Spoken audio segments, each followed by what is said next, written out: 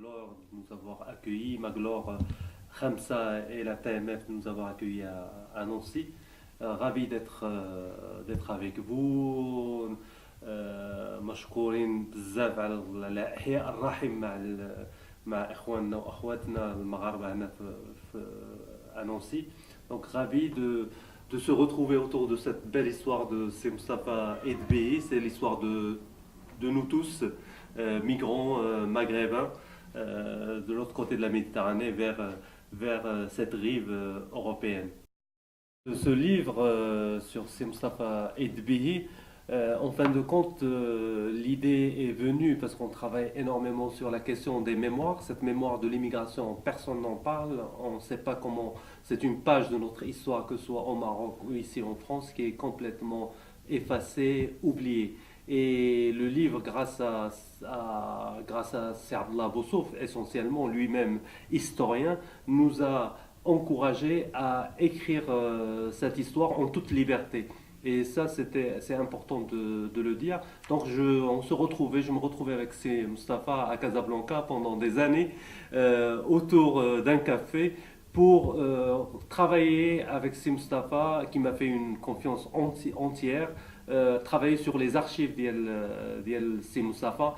Et là, j'ai découvert un personnage fabuleux qui apportait énormément à la culture marocaine et maghrébine en général. Donc je suis heureux de faire cette tournée avec C'est Moustapha et d'avoir, grâce aux archives de C'est Moustapha et des discussions, des longues discussions qu'on a eues depuis plus de 3 ans, à sortir ce livre et qu'il soit à la portée de tous et de toutes ici en France, en Europe, parce qu'il est partout sur les rayons, et au Maroc, il est dans toutes les librairies marocaines, et ça permet surtout de diffuser cette histoire.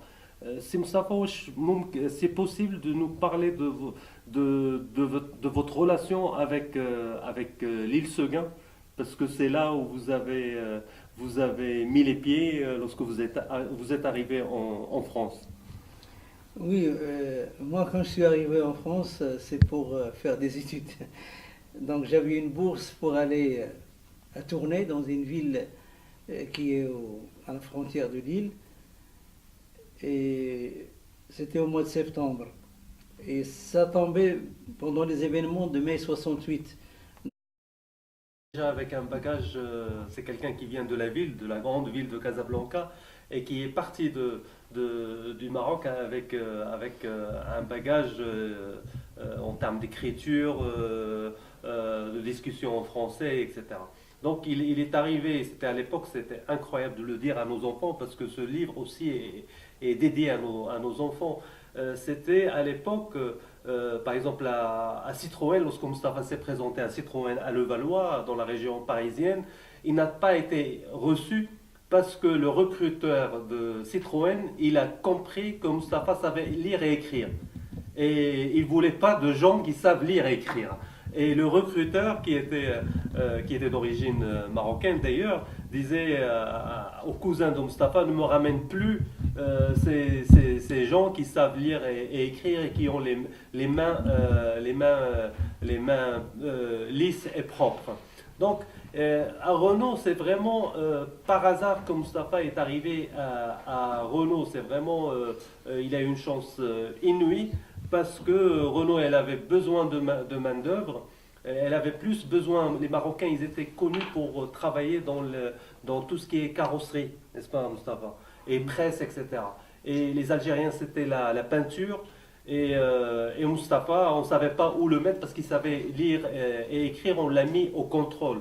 Parce que le contrôle sur une chaîne, ça sert, il faut savoir au moins lire et écrire. Et grâce au savoir de Moustapha et sa solidarité avec les ouvriers, il a trouvé sa place dans la chaîne où les ouvriers sont rapidement compris l'intérêt d'avoir quelqu'un qui savent lire et écrire sur la chaîne. Et Moustapha, en faisant les voitures, pendant que les ouvriers faisaient 4-5 voitures, il donnait le temps à Moustapha de se mettre dans un coin pour leur écrire des lettres à leur famille au Maroc. Est-ce que tu peux nous parler de cet épisode, Moustapha? Oui. Oui, pour dire, Renault à l'époque c'est une usine nationalisée Et tout le monde rêve de travailler à Renault. Renault parce que c'était un travail soi-disant assuré, que le salaire il était meilleur que dans des autres entreprises. Donc tout le monde rêve. La première fois, moi, on m'a dit que Renault embauche, j'ai vu les gens qui ont passé la nuit pour attendre leur tour le lendemain matin à être reçus par un recruteur. Donc j'ai pas pu résister, c'était fin du mois de juillet. Donc je suis retourné chez moi et un ami, il me dit voilà, pourquoi ne pas écrire? C'est un ami français que j'ai rencontré dans l'histoire, on parlait d'un club des jeunes où j'ai appris la photo et c'est lui qui m'a dit, il m'a montré un journal où il y a une annonce de Renault qui recrute. Donc j'ai écrit une lettre, au bout de 15 jours on m'a répondu. Et j'ai été reçu avec le chef de personnel, il m'a donné un questionnaire, je l'ai rempli et il m'a proposé le choix entre être magasinier et contrôleur. Et moi, le mot contrôleur, ça m'interpelle. Je dis contrôleur, ça doit être quelque chose de plus important. Mais quand j'ai débarqué, c'était sur la chaîne, où il y a beaucoup de bruit, la graisse, toute. C'est là où s'est commencé l'histoire. En revenant sur l'histoire des ouvriers, bon, il y avait parmi ces ouvriers, il y a des Marocains, des Algériens et des Tunisiens, il y a des Portugais, des Espagnols, il y a tout un mélange. Et en particulier les Maghrébins, il y avait beaucoup qui ne savaient pas lire et écrire. Donc je suis devenu un peu l'écrivain public dans la chaîne. À tel point que je connais les noms de toutes les familles. Quand quelqu'un arrive, avant qu'il me parle, il faut que je salue la femme, les enfants, la famille. Et c'est là où il me donne la somme qu'il va renvoyer. Il faut donner le frais de temps et de village. Il faut donner ça et ça et ça. Et répartir tout ce mandat. Donc cet esprit de solidarité, aujourd'hui on en parle des ONG qui aident, mais c'est ces gens-là qui ont construit leur village. Ils ont construit des cimetières, des mosquées, des routes. Donc c'était un esprit de solidarité de ces gens-là. Cette histoire économique des migrants avec leur pays d'origine, moi je la trouve aussi occultée de notre histoire.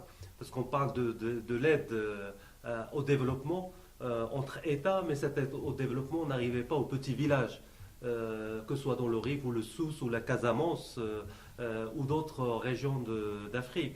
Et c'est l'argent des ouvriers des années 70 qui est arrivé jusqu'aux petits villages.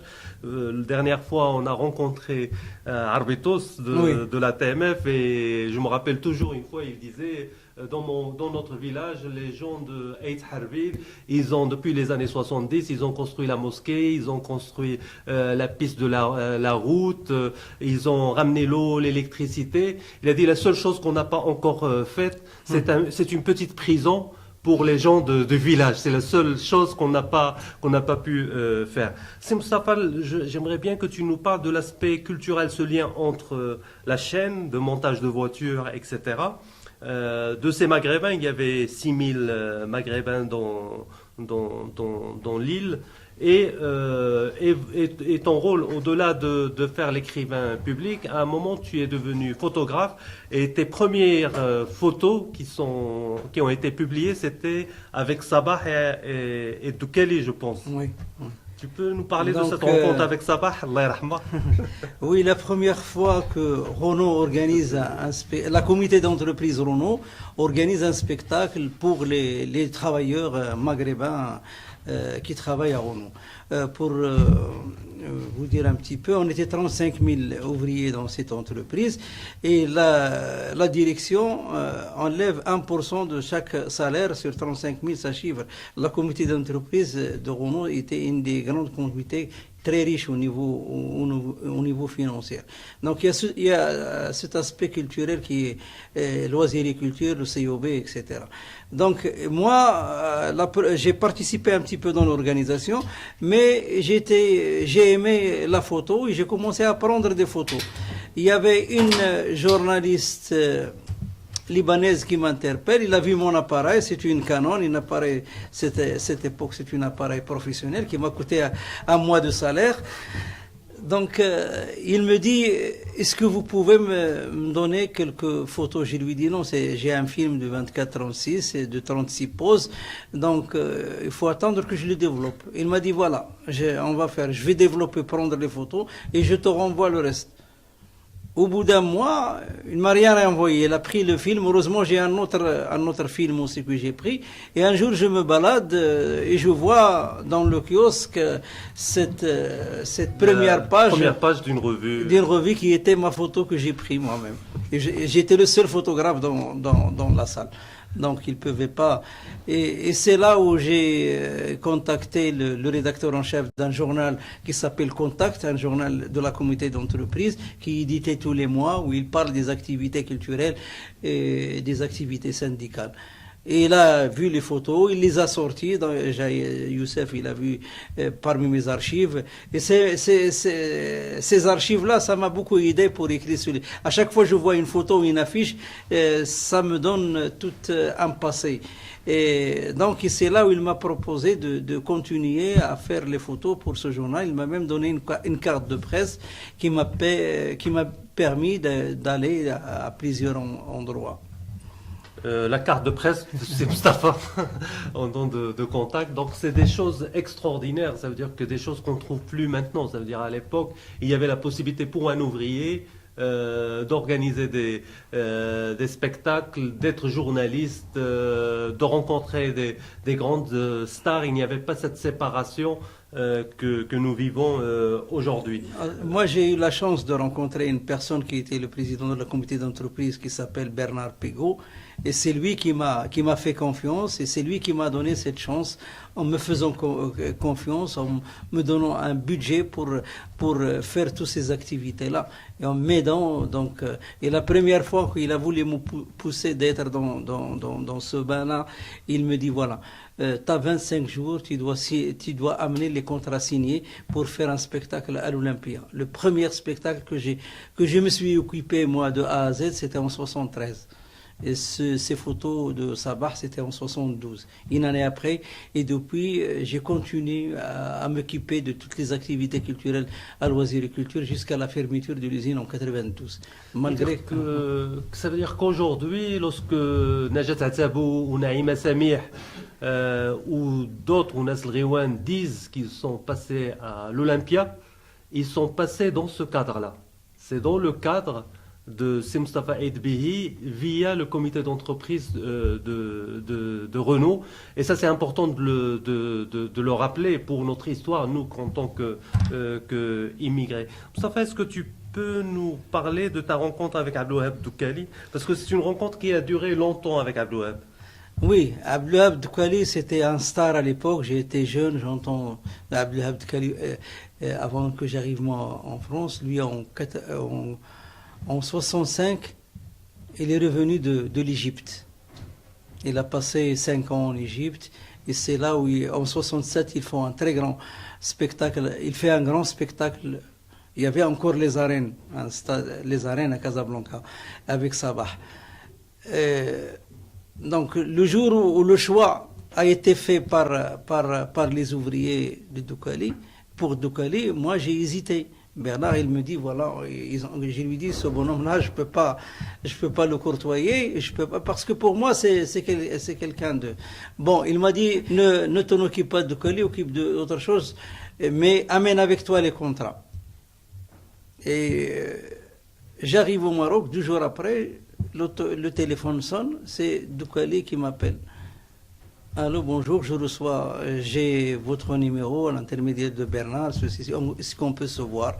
Je lui dis oui. Donc c'est là où j'ai été le voir, on a discuté, et je lui dis voilà, on fait un grand spectacle dans une... on n'a pas trouvé ça cette année, mais on a un chapiteau de 5000 personnes. Donc il y aura 5000 personnes qui vont venir, etc. Donc il était emballé par cette proposition. Et je lui donne les contrats, je lui dis voilà, tu regardes les contrats, s'il y a une ligne ou quelque chose qui ne te convient pas, tu le barres et on discute. Et je dois rendre une réponse à mon chef dans 2 jours. Il m'invite, on a mangé ensemble. Le 2e jour, il m'appelle, bon, on s'est revus, il me donne le contrat signé. Je lui dis, voilà, tu m'as pas dit le prix. Il m'a dit, tu fais le prix que tu veux. Le prix, et j'ai été touché par ce geste de Doukali. Il m'a dit, la seule chose que je te demande, c'est j'aimerais avoir, comme d'habitude, ma suite à Concorde Lafayette. Je téléphone à Bernard, il m'a dit, il n'y a pas de problème. Et à partir de là, on a resté pendant 25 ans.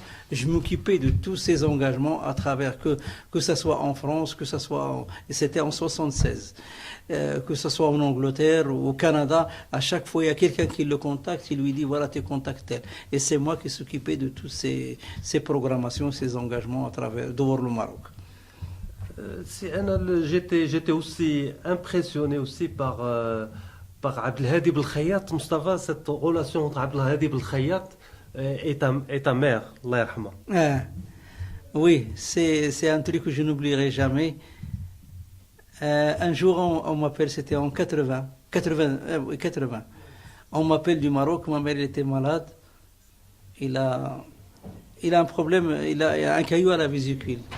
Donc, tout le monde, entre ma famille, mes frères, personne ne veut prendre des engagements, tellement peur, s'il fait une opération, quelque chose, ça va lui arriver un malheur, et qu'ils vont être responsables. Je débarque en catastrophe. Et à chaque fois, je demande quelqu'un s'il connaît un clinique, tout le monde me fait peur. L'autre fois, il y a un qui est mort, il y a ceci, il y a cela, donc je ne pouvais pas prendre des engagements. Et j'étais dans un café en face du théâtre municipal de Casa, et c'est là où on voit le rendez-vous des artistes et les comédiens. Abdelhadi, c'était l'été. Abdelhadi, il passait en voiture, il avait une Mercedes Cabriolet, il me voit, il arrête. Qu'est-ce que tu fais là? Quand je suis arrivé, je lui dis voilà. Il m'a dit bon, viens, on va aller à la piscine. Je lui dis non, je ne vais pas à la piscine, le problème que j'ai. Il m'a dit non, c'est pas un problème, on va aller à la piscine et le soir, on va aller voir docteur tel. Il y avait Abou Sawab, Allah yarhamou, avec lui. Il dit à Abou Sawab, maintenant toi tu vas à la piscine, moi je vais avec Mustafa. Il m'amène chez un grand professeur qui tenait une clinique et on ne l'a pas trouvé. Sa famille nous a dit qu'on revient à 17h. 17h, je suis revenu avec Abdelhadi. Il nous a donné rendez-vous le lendemain que je viens. Bon, finalement, c'est une... Et à la fin, il m'a soutenu jusqu'au moment où ma mère a fait l'opération, c'était bien passé. Et il venait tous les jours la voir. Et le jour où je suis venu pour sortir ma mère et j'ai payé la facture, il m'a engueulé, il m'a dit pourquoi ces gens-là, ils ont toujours besoin de moi, de nous on leur rend service, il n'y a pas de raison que tu payes, si j'étais là, tu ne dois pas payer. J'ai dit tout ce que tu as fait, ce que tu as fait pour moi, ça a une valeur plus que l'argent. Et ça m'a marqué à chaque fois que m'interpelle le nom d'Abdelhadi, je vois toute cette scène. Et moi, lorsque Mustafa me parlait de Abdelhadi, moi je connaissais même pas Abdelhadi, je le connaissais comme tous les Marocains, mais j'étais pas très imprégné par le style Abdelhadi. Mais Mustafa, cette histoire m'a fait aimer Abdelhadi. Et c'est pas par hasard que de trouver des années après que Abdelhadi chantait le Munfarija, qui est un poème soufi extraordinaire que j'ai découvert grâce à Abdelhadi Belkhayat, mais je l'ai aimé encore plus lorsque je voyais cette relation entre un grand artiste, un manager ouvrier marocain et la mère de Si Mustafa Edbehi, Allah yarhamha. Et cette relation entre les migrants et leur famille et leur mère est quelque chose. Il y a un sociologue algérien, Seyed, c'est Mustafa, il parle de la double absence. Et la double absence, c'est ça. Ça veut dire à un moment, on attend le coup de fil, on nous dit que ou bien on a une mère qui est en train de partir, ou bien qu'elle est en opération, etc. Et ça, dans le livre, on le retrouve aussi, cette double absence. À la fois, il faut être sur la chaîne de montage de la voiture, et à la fois, il faut être avec les artistes pour les accueillir, etc. Gérer des sommes d'argent énormes, parce qu'à l'époque, aller en Algérie pour être dans le Georges V, ou aller en Tunisie ou au Maroc pour ramener des artistes, et des artistes qui te font confiance uniquement sur ta parole est quelque chose d'extraordinaire que Mustafa et les comités d'entreprise et les ouvriers de comités d'entreprise ont pu tisser entre les deux rives de la Méditerranée, avec en plus les soucis d'un ouvrier et d'un immigré concernant sa famille restée au Maroc. Autre relation, Moustapha, que vous avez eue, c'est avec Boudia et la troupe Nesriwan. Et ça, ce sont des histoires que j'ai découvertes avec Moustapha. Et l'intérêt de ces histoires, qu'aujourd'hui, et la mémoire de ces Moustapha, c'est une mémoire vivante. Ça veut dire jusqu'à aujourd'hui, grâce aux archives de ces Moustapha et grâce à ce livre, on peut y revenir. Et j'ai eu des gens, à chaque fois, Moustapha m'a raconté une histoire ou un pan de sa vie. Je faisais des recherches pour retrouver les gens, d'autres témoins, etc. Et tout converger sur la réalité dite par Moustapha et surtout dite par les archives de ces Moustapha. Est-ce que tu peux nous parler de Boudia, Moustapha? Oui, Boudia, c'est un des fondateurs du FLN, le Front de Libération Nationale Algérien, ici en France. C'est quelqu'un qui a lui aussi beaucoup trémé dans sa vie, il a même fait les prisons ici, etc. Mais un des fondateurs de Théâtre National TNA, le Théâtre National Algérien. Donc, dans les années 70, il était le directeur du théâtre Boulogne-Billancourt. Et Boudia aussi, c'est un ami des artistes marocains, qui était l'ami de Taïb Siddiqui, Allah Yashafeh, et de l'ami de Bernard Pigot, qui était le président de la comité d'entreprise. Et dans ce cadre-là, il a fait venir pas mal des artistes, des écrivains. Et dans ce cadre-là, il a fait venir Taïb Siddiqui dans une tournée de la pièce de Sidi Abdelrahman Bdou. Et à cette époque-là, pratiquement une grande partie de Nasser Diwan jouait dans cette pièce. Il y avait Bouchma Allah Yarhamou, il y avait l'Arbi Batma, il y avait Omar Siyed, il y avait Aziz Al-Fadili, il y avait toute, comment dirais-je, Khadija Assad, la femme de Saadullah, toute cette équipe jouait dans les années 71. 70-71 dans cette... Et il a aussi fait venir la pièce théâtrale de Mohamed Prend-ta-valise de Katib Yassine. Mohamed Prend-ta-valise et Casse-toi, déjà à l'époque. Donc, et à partir au retour de ces tournées, et c'est là où Nasser Diwan a été créé. Et Boudia, son objectif aussi d'avoir une troupe qui chante la cause palestinienne, qui chante sur le Palestine. Boudia, c'est quelque chose qui m'a marqué avec les discussions avec Moustapha, parce que c'est quelqu'un qui est un enfant du peuple. Il vendait des journaux dans les rues d'Alger. Et lorsqu'il est venu en France, il a donné toute son énergie pour le FLN, pour la libération de l'Algérie. Et il a fait de la prison au Beaumet, puis après il a fait la prison dans la région parisienne. Il est reparti en passant par la filière belge pour revenir pas par le Maroc, mais par la Tunisie. Et il était avec d'autres qui ont créé le théâtre algérien. Et cet enfant de la rue d'Alger, il était le premier qui a créé le premier journal Alger le soir. Et puis après le coup d'État de Houari Boumedienne, c'est des enfants sacrifiés. C'est-à-dire c'est des enfants qui étaient dans la Révolution, qui ont vécu en France et c'était une douleur pour Boudia, Allah yarhamou, une douleur incroyable de laisser cette Algérie dans laquelle il a participé dans sa libération et de revenir dans le pays qui était colonisateur. Et ça, beaucoup d'intellectuels du Maghreb, ils ont vécu cette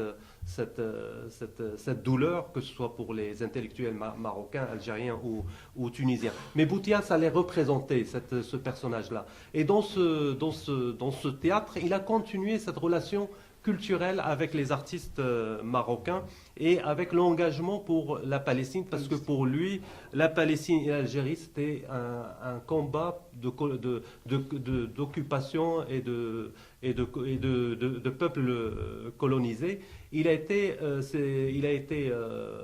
mort suite à un attentat en plein centre de Paris. Mais Boudia, il a laissé des enfants, notamment Boujmier. Et Boujmier a fait tout pour réaliser le rêve de Boudia et de créer Nas Riwan.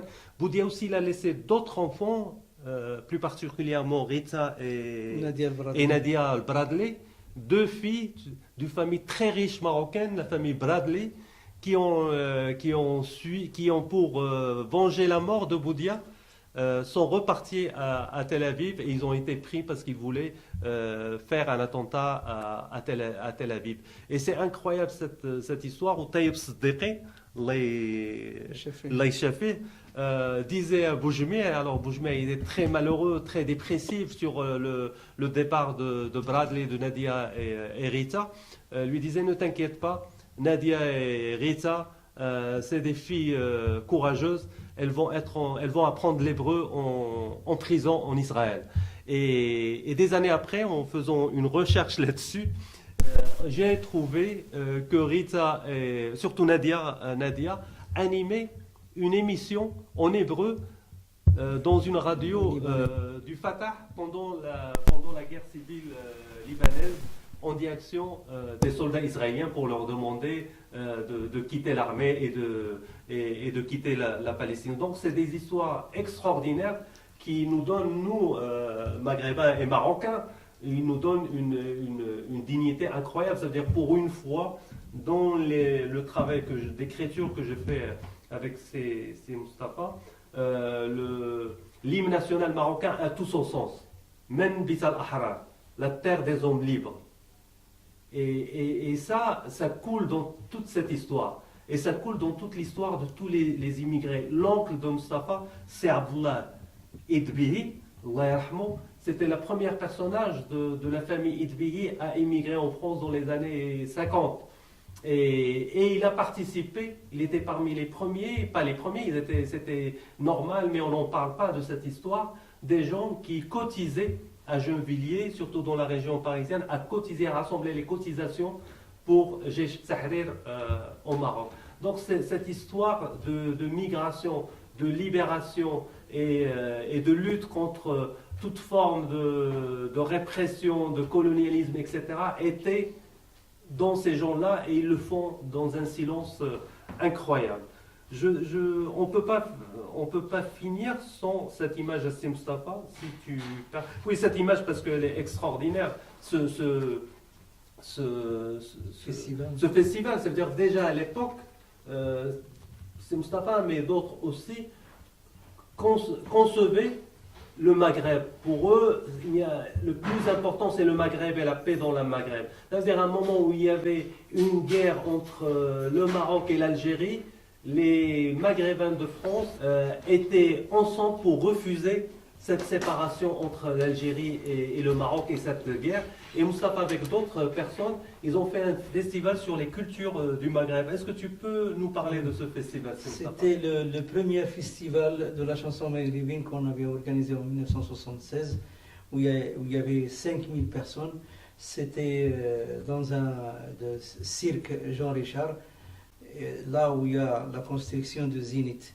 On a eu toutes les vedettes du Maghreb. Il y avait Idir, il y avait Soulef de la Tunisie, il y avait Jamal Allam, il y avait Tar Fergani, un des maîtres de Tarab al-Gharnati de Tlemcen de l'Algérie, il y avait Hashmi Derwabi, il y avait Ahmed Al-Harashi, Hadi Galla, un des grands chanteurs tunisiens engagés dans la cause palestinienne, Nasr Riwan, Izenzarm. C'était la crème des artistes à cette époque-là. Ça veut dire ce projet, ça a été fait entre des Algériens, des Marocains, etc., avec dans la tête, avec le souci qu'il y avait dans la tête, la peur de la guerre. Parce c'était le lendemain de la marche verte, et c'était aussi le lendemain de l'expulsion de plus de 30 000 Marocains de l'Algérie. C'est une histoire aussi complètement occultée. Et il y avait des gens à Paris, des artistes, des ouvriers, etc., même sur les chaînes de montage, qui disaient, nous, on va pas suivre, on va pas suivre cette guerre, cette haine, etc., et on va donner d'autres messages de paix, de solidarité entre les peuples du Maghreb. Et ça, c'était un message extraordinaire à revivre aujourd'hui, au moment où les frontières sont malheureusement fermées, où des familles entre l'Algérie et le Maroc sont séparées. Je finirai, Si Mustafa, si vous permettez, avec, avec, avec cette photo. Est-ce que tu peux... Alors, les gens qui ont vu cette photo, au début, ils croyaient que c'était la mère de Mustafa, mais Mustafa une relation avec les artistes qui était plus une relation presque filiale. Oui, c'est Fatna Belhussein. Il y a une réalisatrice qui a voulu faire un film sur Fatna Belhussein, sur la vie de Fatna, d'une femme, une cheikha. C'était en 81. Et pendant 2 ans, il a couru derrière elle pour qu'il fasse ce film. Donc, Fatna, il a jamais accepté. Et cette femme, elle me contacte. Et on se donnait rendez-vous au Maroc. Je les ai accompagnés. J'étais voir Fatna. J'ai rassemblé le groupe. Je les ai mis en contact. Le groupe, c'était Ouled Aguida. Les 3 frères Ouled Aguida. Et la réalisatrice, il leur propose une somme maudite, une petite somme. Donc, les gars, ils étaient un peu gênés. Ils m'ont dit, voilà, tu fais ce que tu veux, nous, tout ce que tu décides, il n'y a pas de problème. Bon, je leur dis, vous laissez le temps. Donc, le lendemain, la réalisatrice, je lui dis, voilà, la somme que tu leur proposes, c'est comme si tu te fous d'eux. C'est même pas le prix d'un billet d'avion. Là, tu as une équipe, tu as le matériel, tu as déplacé tout un monde ici. Et ces gens-là, tu vas les aider. Donc, si tu leur donnes, voilà, la somme que tu leur donnes, tu prépares tes contrats et demain, tu as ton contrat signé. Autrement, si tu restes 3 jours, tu vas gaspiller plus de ce que tu vas donner à ce gens-là. Et finalement, le lendemain, ils m'amènent les contrats, j'ai appelé les gens, ils l'ont signé. Et quand je leur donnais un gros paquet d'argent, ils me l'ont laissé entre mes mains. Ils m'ont dit, ouais, prends ta part d'abord. Je leur dis que je ne touche rien. C'est à vous, ça vous appartient. Ça veut dire que Mustafa, il a construit, il a découvert, c'est Mustafa qui a découvert Najat Atabou, c'est lui qui a découvert Izenzarn. Donc c'est une partie de notre histoire malheureusement qui n'est pas redite ni à la télé, ni nulle part ailleurs, alors que les archives sont là, tout est là pour montrer la vivacité de cette action. Mustafa aussi, ça veut dire qu'il jouait son rôle syndicaliste comme dans les contrats d'artistes, mais il jouait aussi son rôle de syndicaliste où les groupes, des grands groupes de musiciens, partaient animer des soirées, des festivités pendant l'occupation des usines. Est-ce que tu peux nous parler de cette image? Oui, cette image, c'est Citroën pendant l'occupation des travailleurs en 82. Et là, ça remonte presque à un mois qu'ils ont occupé l'usine. Et au début, ils nous ont fait appel, parce que c'est la première fois où il y aura un syndicat extérieur, devant le syndicat du patron qui avait. Donc il a fallu tout former. Et Bernard, il est parti à Citroën pour constituer, c'est-à-dire la comité d'entreprise de Citroën. Il me fait appel, il me dit voilà, il faut qu'on fasse quelque chose pour notre camarade de Citroën. Ça fait un mois qu'il passe la nuit ici pour les mettre un peu dehors de ces malheurs-là et créer un climat d'ambiance. Ben, je lui dis, devant mon Citroën, il y a beaucoup de nos compatriotes qui sont descendants du sud du Maroc, de Tiznit et tout ça. On va faire appel à une grande artiste qui est Arqiyad Msiria. Alors, Arqiyad Msiria, il est venu, on l'a fait rentrer à l'intérieur de l'usine de Citroën, dans un grand chapiteau qui était implanté à 200 mètres de la chaîne de Citroën. Et on a passé un grand spectacle où les gens ils ont été contents. Il y avait un repas, il y avait Et c'est ça l'histoire de Ruqayyat Doussiria avec les travailleurs de Citroën pendant la grève de 82. Donc voilà, c'est une histoire, je pense que ça renvoie à toutes les histoires des migrants, chacun de nous a une partie de cette histoire. Et pour nous, c'était important de parler de cette histoire, que ce soit ici en France, mais surtout au Maroc.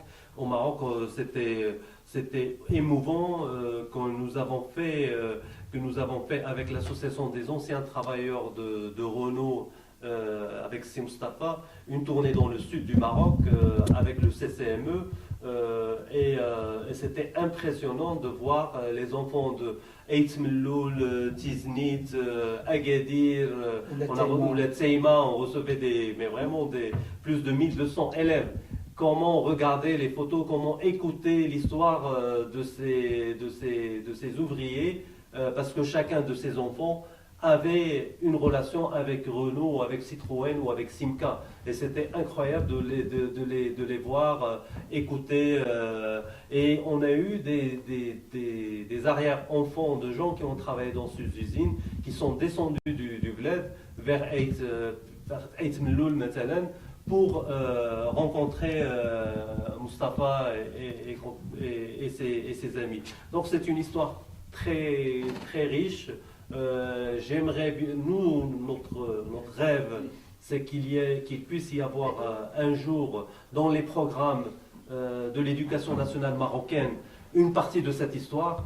Nous aimerions bien que lorsque Izn Zaran passe à Massar ou Naïma Samih passe à Massar, rappellent qu'ils sont passés à l'Olympia grâce aux ouvriers marocains de Renault. Merci. Je reviens à ce qu'il Le dernier mot est à Si Mustapha, pardon. Je reviens sur cette tournée qu'on avait fait dans le sud du Maroc avec les anciens ouvriers de Renault.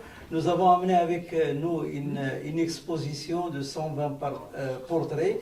Et dans ces portraits, il y a des photos et des portraits des travailleurs. Et en même temps des portraits qui retracent la lutte des ouvriers pour leurs revendications.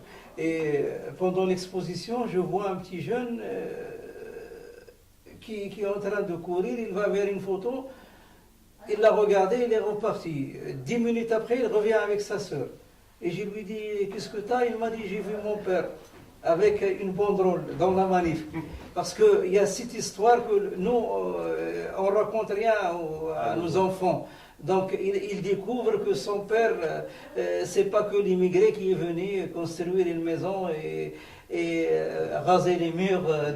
Donc il a aussi un passé au niveau de lutte et tout ce qu'il a gagné, il ne l'a pas gagné comme ça gratuitement. Donc il a fallu lutter, il fallait combattre pour avoir... Donc vraiment, je profite parce qu'on n'a pas beaucoup d'occasions d'avoir des moments comme ça. C'est vraiment, c'est une réconciliation, ça veut dire c'est important qu'on se réconcilie avec cette histoire, parce que après tout, c'est notre propre histoire. Et lorsqu'on en parle en tant qu'immigré, c'est pas pour embellir l'apport de l'immigration, mais uniquement pour dire, eh ben, il y a 10% de la population marocaine qui sont ailleurs et qui ont apporté énormément à ce pays, parce que ce pays aussi a apporté énormément à cette migration.